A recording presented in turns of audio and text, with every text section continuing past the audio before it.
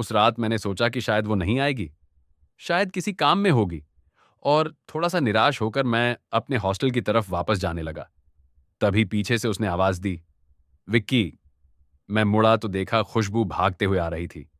मैंने हल्का सा मुस्कुराकर पूछा कि कॉल क्यों नहीं उठाया, तो वो हंसते हुए बोली कि वो नीचे ही आ रही थी, इसलिए ध्यान नहीं गया होगा।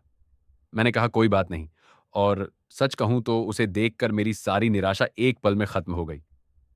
फिर हम दोनों कैंपस में ही एक जगह बैठ गए।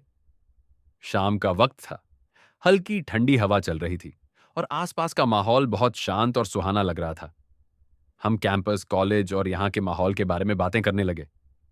सच में बहुत खूबसूरत था, और बातों बातों में कब 2 घंटे निकल गए पता ही नहीं चला। धीरे धीरे रात हो गई और हमें भूख भी लगने लगी, तो हम दोनों कॉलेज कैंटीन में खाना खाने गए।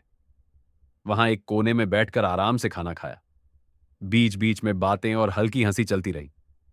उसके बाद हम फिर से हॉस्टल गार्डन में आकर बैठ गए, और सच कहूं तो अब हमें एक दूसरे के साथ टाइम स्पेंड करना बहुत अच्छा लगने लगा था।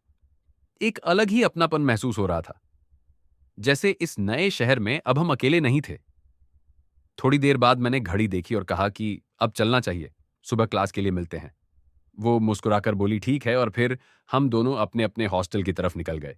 लेकिन इस बार अंदर एक अलग सा सुकून था, क्योंकि अब ये सिर्फ एक जान पहचान नहीं रही थी, बल्कि एक अच्छी दोस्ती बन चुकी थी।